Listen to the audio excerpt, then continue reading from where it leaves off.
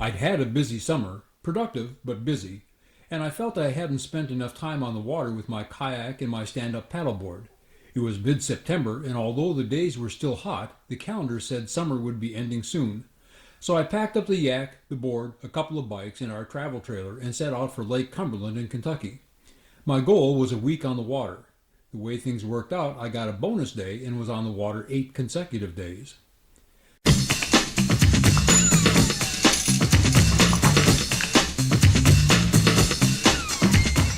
Kentucky was among the states that saw massive flooding early in the year. Things had been very dry in the weeks leading up to my trip, and the water was really down. I'll zoom into the bottom of the boat ramp at the campground. Now let me pan up and pull back a bit. See all that sand and gravel? That shows how much the lake is below summer pool level, which is about where the tree line is. Now let me pan left and zoom in. See that white line on the utility pole? That was the water level on February 28th. It had fallen some 60 feet by the time I arrived. At a maximum elevation of 760 feet, Lake Cumberland is a little over 100 miles long and covers 65,530 acres. A 60-foot drop over that area is a lot of water. I'll let you do the math. And they continue to draw down the lake because it provides water for navigation below the dam. All that up and down water level puts stress on structures. This had been somebody's dock. I also saw flood damage at Pulaski County Park when I rode there. I'll show you that later. The water was well behaved during my visit. Mostly it was really still. I had a couple of small swells and one day with some minor chop, so minor that the waves weren't even breaking. Saturday was the day for power boats, and there were a few times I came about to go bow first into their wake. My kayak is stable, and this was done mostly for comfort, not as part of a big safety concern. The power boats stayed mostly on the north and west sides of the channel, giving the rest of us the rest of the lake. Sunday saw less traffic, and the other days it was really thin. I enjoyed paddling the main body of the lake, but I especially enjoyed the coves and inlets. There must be 100 of them. The water was calm, the scenery great, and the wildlife abundant. I saw lots of waterfowl, including several herons. There was a pair of beavers in the Fall Creek Bay, and I saw them several times. As the water dropped and oxygen levels fell, fish started acting strangely. They were often in very shallow water, and I could see them and the disturbances they created as I paddled by. The lake was bathwater warm, which also stresses the fish. The water looked clear, but when I got around to reviewing my footage, I saw that the clarity depended on the point of view. From up here, clear. From down here, not so much. But I think Lake Cumberland is generally considered to be a clean lake, so that's good. With so much shore exposed, I hiked around and found some interesting rocks. I wasn't here for the geology, but it was fun to take advantage of the conditions and do a little exploring.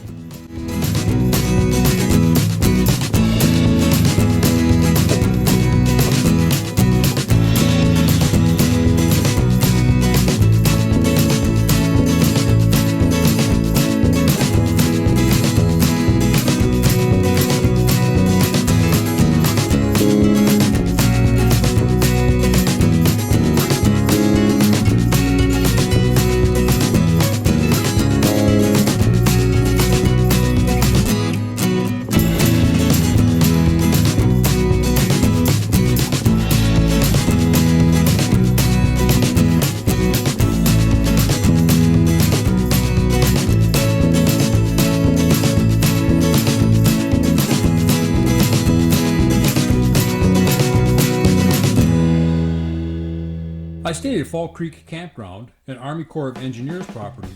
It's a small facility, just 10 sites. It was immaculately clean. It has been a hidden gem, and I had my pick of sites when I reserved online. But the host said bookings have begun to increase as more people find out about the place. I had site number 1. The main ramp was right across the street from my site, so I used that and walked down with whatever I was paddling that day. My mountain bike came out twice. One day I rode section 30 of the Sheltowee Trace. I only made it about halfway to the Kentucky Road 700 trailhead because the trail became so overgrown. I'll probably go back at a time when there's not much brush and try to ride the whole thing. I'm especially eager to see the rock formations on the eastern end of this segment. Section 30 is diverse. There are hike-a-bike sections, there is single track, lots of two-track, lots of rocks and trees and streams and generally nice scenery. Although the first part of the trail is closed to horses, most of the trail is open to them. Watch for equestrians and know how to manage the situation safely when you encounter them. I'm doing well. Are your horses okay with bikes? The trail was wide and clear until just past the parking area on County Road 1567, also known as Forest Road 679. There it became so overgrown that it was hard to follow the trail. It was also hard to see the trail tread, and I couldn't anticipate the many rocks and roots there. It was no longer fun and bordering on dangerous, so I turned around. And I didn't want to fall prey to the sunk cost fallacy. Well, I've come this far, so I might as well see it through to the end. Nope, not gonna do that. As I said, I'd like to go back when there's less brush, or maybe start from the State Road 700 trailhead. The trail traverses an area once active with mining, so stay on the trail and for sure stay out of the old mining structures. I found one such place, although I'm not knowledgeable enough to know if it was a mine or a cave. In any event, it was well secured, not that I was interested in entering anyway. I wasn't.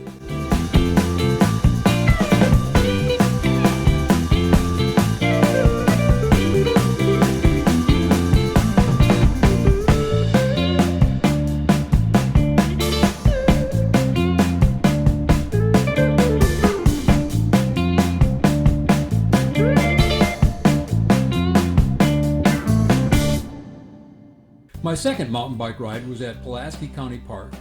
I'd seen some chatter about the place on social media and figured I'd check it out while I was in the area. What a blast! Probably the best flow trails I've ever ridden, and I love flow. I was catching air going downhill and uphill, and I'm not a real jumpy rider. That's a marvel of design. How can they be better than other flow trails I love? Well, compared to Limekiln at Brown County State Park near Nashville, Indiana, Pulaski County Park has more miles and the flow is better going uphill. Compared to the Rudy Mine Trails at Ben Hawes Park near Owensboro, Kentucky, these have more elevation to work with. And compared to South Enterprise Nature Park near Chattanooga, Tennessee, these are all flow. Although, if I'm honest, South Enterprise is a very close second place. There were a few issues. As I mentioned, high water earlier in the year damaged some structures, although that didn't impede riding. One damaged structure was the suspension bridge. I walked my bike across it and continued riding on the other side. But that must be a different maintenance district, or maybe they just hadn't gotten around to clearing the many downed trees. That part was tedious, and the rest was so much fun that I soon turned back. On my return, I did what others apparently do. I skipped the bridge and crossed on the nearly dry creek bed. Other issues? There are fall line trails that will ultimately prove unsustainable. There are social trails that should be blocked, or at least have signage erected to indicate the official trail. But overall, the trails at Pulaski County Park are exceptionally well designed, built, and maintained, and I'm eager to get back. Next time I'll probably camp at the park. They have quite a few sites. The whole park is nice with a disc golf course, 2 boat ramps, cabins, and more. The women I spoke with in the general store were not mountain bikers, but were very knowledgeable and eager to help. The park has a lot of special events. A week after I left, they were hosting a gathering for classic trailer and RV enthusiasts, which sounded very cool.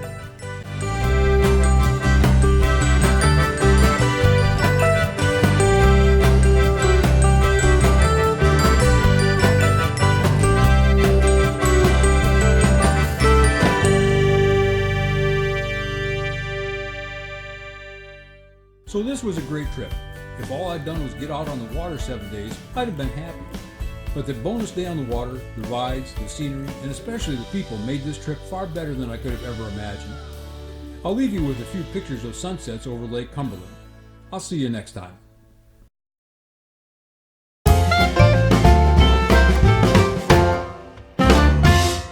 I found this lure in the truck one day. No idea how it got there. Just glad it didn't puncture my inflatable paddleboard or bike tire. Or me. I had no cell coverage. No one did. I had planned on staying current with all my social media sites, but clearly that wasn't going to happen. So the first day I drove to a nearby community where I did have service and posted to my sites that I'd be incommunicado for a while. Once or twice during my 8 days, the conditions were just right and I got pinged by Facebook at the campsite. I resented the intrusion. The area is Eastern Time, but it's close to the part of Kentucky that observes Central Time. Weak signals and being close to the time zone line drove my devices nuts. Even my sat-nav units had some trouble at times. If you visit here with a group and you all agree to meet up later, It would be better to use a timer than a clock. Better to say, be back at the campsite in 2 hours than to say, be back at the campsite at 4 o'clock. Your 4 o'clock might not be the same as their 4 o'clock. One day I rode section 30 of the Sheltawi Trace. The ride started with a series of errors. I missed the sign at the trailhead and ended up doing 6 miles of out and back on gravel. I finally found the trailhead, but then missed a cutoff and pounded out another 2.5 miles in the sun under power lines. I finally found the start and got going. I had parked with permission at the Flat Rock Missionary Baptist Church and ridden from there. Next time I'll park at the pull-off about 3/4 of a mile farther south on US 27 where there's a better trailhead that's closer to the start of section 30. If your impression of Pulaski County Park is formed from its condition prior to 2016 when it was full of trash, drug dealers, and meth cookers, you need to see it now. Soon after he was elected, Pulaski County Judge Executive Steve Kelly took on the park as one of his pet projects. A constable was moved to the park and lived on site. The first year of renovation, 2016, there were more than 250 arrests in the park. These days it is a beautiful, safe facility that is the gem of Pulaski County. After leaving Pulaski County Park, I stopped for the only meal I ate out on the whole trip. I'd been cooking my own meals, but wanted to indulge just once. So I stopped at Pura Vida, a Costa Rican restaurant in Somerset. The place got good reviews on Google. It was clean and bright, and I got great food and great service. I capped off the meal with coffee. The owner turned a beverage into an event with his showmanship. And your name? Alvaro. Albro? Noguera. Alvaro? Noguera. Noguera. Right.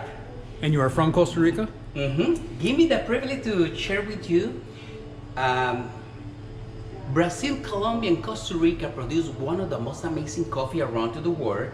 In this moment, my good friend has the privilege to taste one of the most wonderful coffee from Costa Rica. This is one of the most high quality coffee from Costa Rica, 820. 820 was the year when Costa Rica exported to Europe your first time, and then our farmer for centuries used this coffee maker. This is a traditional in Costa Rica and probably all Central America. Why? Because you have the privilege for two reasons. The first step, the people to know about the coffee, talking about that, the first step to enjoy a good coffee, you need to smell the aroma. And then, this kind of fever presents the most authentic flavors of the coffee. And now, we are ready to enjoy one of the most amazing coffee in Somerset, Kentucky. Do you like a dark, my friend? Yes. Okie dokie. All right. Yes. Exactly. Then a little more, probably. This is only in Costa Rica restaurant in Somerset, Kentucky. Pura vida. Pura vida means enjoy the life, pure life, you know? Now is perfect, absolutely. What's your name, my friend? Rich. Rich, thank you for coming and share with us. Now, Rich, you had the privilege to taste one of the most amazing coffee in our town. Yes. Now is ready, my good friend. All right, let me get privilege to put right there. That is our home.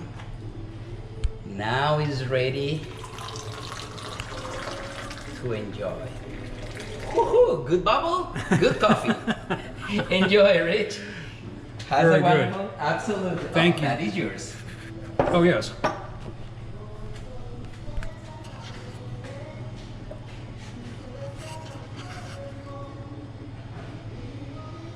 Ooh, yeah. Oh my. I do love good coffee. And this is good coffee.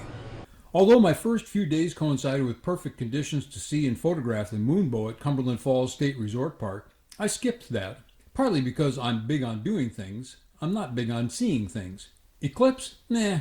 Moonbow? I'm sure it's cool, but I'll pass this time. The other reason is it would have meant an hour driving back on unfamiliar roads in the dark. When I was young and heard old folks talk about how they didn't like to drive after dark, I saw it as a sign of weakness. Now that I'm older, I see it as a sign of prudence. If we stay at Cumberland Falls at a time when the moonbow is doing its thing, I'll probably check it out then.